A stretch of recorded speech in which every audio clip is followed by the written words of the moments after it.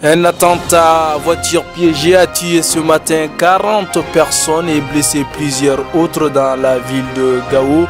Le gouvernement du Mali a décrété 3 jours de deuil national. Sur le plan africain, le bombardement d'un camp de déplacés par l'armée nigériane a fait plus de 52 morts. Le président nigérien Mohamed Bari a qualifié cet acte de regrettable erreur. Dans la page sportive, première sortie sans victoire, les Aigles ont concédé le match nul face à l'Égypte.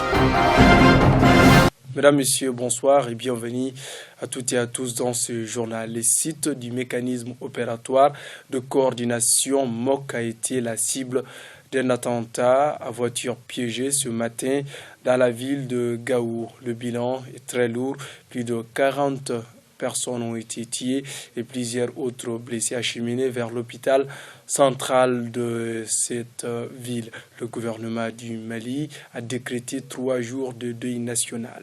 Le compte rendu avec Maman Meika. Il était 8 heures du matin lorsqu'un kamikaze s'est fait exploser dans l'enceinte du camp du mécanisme opératoire de coordination MOC dans le quartier Château de la ville de Gao.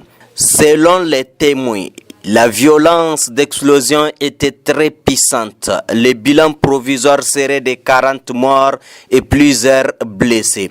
Dans une communiqué officiel, le gouvernement du Mali fait état de 47 morts et plusieurs blessés. Selon les documents officiels, l'attaque à voiture piégée a explosé dans un camp de regroupement de FAMA, de la plateforme et de la CMA. L'information transmise au cours du Conseil des ministres, le président de la République a fait observer une minute de silence, s'inclina devant la mémoire des disparus. Le gouvernement a décrété 3 jours de deuil national sur l'ensemble du territoire malien. Le ministre de la Défense et des anciens combattants, Abdoulaye Idrissa Meiga, serait en route pour la ville de Gao pour constater l'immensité des dégâts causés par ce drame.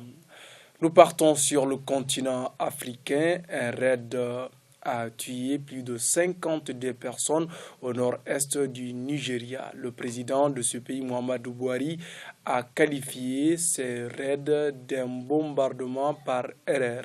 L'armée nigériane recherchait un groupe de terroristes affiliés à Boko Haram. Les précisions avec Abdraman Baba Koueti. Les forces armées nigérianes en lutte contre Boko Haram dans le nord de l'état du Borno au Nigeria ont bombardé un camp de réfugiés dans la localité de Ran tenu par le comité international de la Croix-Rouge CICR. Le bilan est de 52 morts, tous des civils, dont 6 envoyés de la Croix-Rouge nigériane. Très vite, le président Muhammadu Buhari a qualifié de regrettable erreur de bombardement sur son compte Twitter. L'armée pensait avoir frappé une base aérienne du groupe terroriste Boko Haram. Un bombardement accidentel de ce genre a tué en mars 2014 5 personnes. L'avion militaire a frappé nuitement par erreur le village de Kayanla dans la région de Kodunga, État du Borno. Il a confondu le village avec un camp de Boko Haram. En Côte d'Ivoire, les mutineries continuent hier. Les gendarmes de Bouaké et les militaires de plusieurs garnisons qui sont mécontents de ne pas être pris en compte dans le paiement des primes en retard ont à leur tour mutiné. Khalif Ahmed Konaté éclaire. Des soldats et des gendarmes ont tiré hier mardi 17 janvier de nombreux coups de feu en l'air dans plusieurs villes. Selon les médias ivoiriens, Yamoussoukro, Bouaké, deuxième ville du pays et épicentre de la mutinerie de la semaine dernière, Demokoro à 5 km de Yamoussoukro, Man à l'ouest et Daloa au centre-ouest sont touchés par ces manifestations de colère. Ces militaires et gendarmes veulent aussi leur part dans l'accord financier qui doit verser à peu près 12 millions de nouveaux francs aux ex-rebelles intégrés. Dans la capitale ivoirienne, Yamoussoukro, 2 mutins ont été tués par la garde républicaine. Ces derniers se sont attaqués à leur camp. En République islamique de Gambie, l'état d'urgence a été décrété. C'est demain qu'Adama Barrow doit normalement être investi président de ce pays. La diplomatie joue les dernières cartes avant demain. Les explications avec Khalif Cheikh. Officiellement, le mandat d'Yaya Jammeh se termine ce soir à 0h. Le président élu Adama Barrow est à Dakar. Il a promis de prêter serment sur le territoire de la Gambie à Banjul. Le président qui conteste les élections a instauré depuis hier l'état d'urgence comme pour dire que le pays s'apprête à contrôler l'intervention militaire de la CEDEAO. Avant demain, plusieurs diplomaties africaines continuent de jouer leur carte. Le Maroc a envoyé des émissaires. Le royaume chérifien propose même l'hospitalité à Yaya Jammeh. Le président guinéen Alpha Condé, opposé à l'intervention armée, a envoyé à son tour un de ses conseillers spéciaux, Tibou Kamara, qui est un parent à Jammeh. Il espère que ce dernier pourra les convaincre car pour le président Condé, Yaya ne s'accroche pas au pouvoir. Il veut seulement que la justice examine le recours déposé par son parti.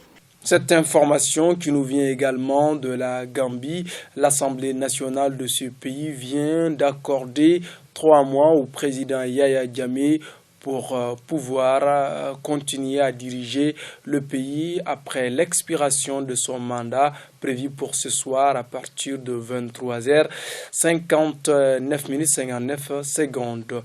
Hassan Rouhani, c'est le président de l'Iran. Hier, à l'occasion du premier anniversaire de l'accord dit du nucléaire iranien, était face à la presse. Il a précisé que le président américain qui doit être investi vendredi, Donald Trump, même s'il le veut, ne pourra pas revenir sur l'accord dit du nucléaire iranien. Les commentaires sont signés Khalifa Ahmed. Hier, mardi 17 janvier, était le premier anniversaire de l'entrée en vigueur de l'accord dit du nucléaire iranien. À cet effet, le président iranien Hassan Rouhani a balayé d'un revers les menaces de Donald Trump. Pour lui, le président des États-Unis ne peut pas renégocier l'accord et que même s'il fait la demande, l'Iran n'acceptera pas. Le milliardaire a, dans une interview la semaine dernière, accordé au journaux Weibel de l'Allemagne et The Times de l'Angleterre, qualifié une nouvelle fois l'accord d'un des pires jamais conclus, un des plus stupides. À titre de rappel, ce sont 6 puissances à avoir négocié et signé en juillet 2015 avec l'Iran le plan d'action commun. Les États-Unis, la Russie, la Chine, la France, la Grande-Bretagne et l'Allemagne. L'accord a été scellé par une résolution du Conseil de sécurité des Nations Unies. Sur le plan international, pour la première fois dans l'histoire du Canada, un Africain musulman a été nommé ministre dans ce pays. Il s'appelle Ahmed Hassan et suivant son parcours atypique avec Khalif Cheikh. Né en Somalie, l'adolescent Ahmed Hassan fuit à cause de la guerre civile la capitale de ce pays, Mogadiscio. Il arrive seul à 16 ans au Canada en tant que réfugié dans les années 90 alors qu'il étudie l'histoire à l'université de York. À Toronto, l'étudiant contribue à fonder le centre communautaire de Regent Park et défendait les intérêts des 15 000 locataires des logements sociaux du quartier torontois qui devaient céder leur place à la construction d'appartements de luxe vendus à une classe urbaine aisée. Les années d'après, il organise la communauté somalienne pour encourager l'intégration de cette population. En 2005, il devient un avocat et 10 ans après, il s'engage en politique. Le mardi 10 janvier 2017, le Premier ministre canadien Justin Trudeau le nomme ministre de l'immigration, des réfugiés et de la citoyenneté. À 39 ans, il est le premier arabe musulman devenu ministre fédéral au Canada. Dans la page sportive, aujourd'hui, les matchs d'hier soir, n'ont pas été comme le veulent beaucoup de Maliens, s'attendaient à la victoire des Aigles. Malheureusement, les Égyptiens les ont neutralisés sur un score nul vierge 0-0. Dans l'autre match, c'était le Ghana qui était confronté à l'Ouganda. Fousseini nous livre les choses que vous devriez retenir de ces deux rencontres. Les Aigles du Mali, très attendus du public hier soir, n'ont pas fait vibrer les cœurs des Maliens de joie. Pendant 90 minutes de jeu et les multiples tentatives, les hommes d'Alain Giresse n'ont pu obtenir qu'un match nul face à leur adversaire du soir, les pharaons d'Égypte qui ont aligné une nouvelle équipe. Seul grand retour, le capitaine et gardien El Hadari. À 44 ans, il jouait sa 7e phase finale de Coupe d'Afrique, dont 3 remportées. Dans la même poule, à la première ère, les Black Stars finalistes de la dernière CAN ont démarré cette compétition par une victoire d'1-0 sur l'Ouganda. L'unique but de la rencontre a été inscrit à la 31e minute par André Ayou à la suite d'un penalty accordé à Asamoah Gyan. Le Ghana est ainsi premier devant le Mali et l'Égypte. L'Ouganda ferme la marche. Prochaine sortie des Aigles, c'est samedi 21 janvier face aux Black Stars.